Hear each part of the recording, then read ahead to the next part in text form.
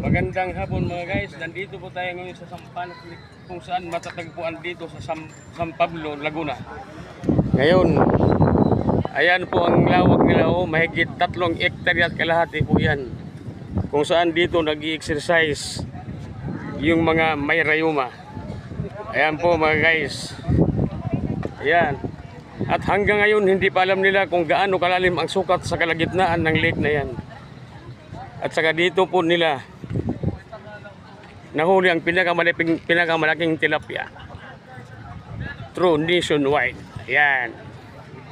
Napakaraming tao po rito mga guys.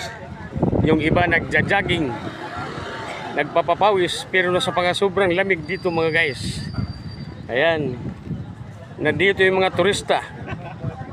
Turista ng Bohol. Ayan. At saka turista ng Santo Cristo. Si Bin Laden. Ayan.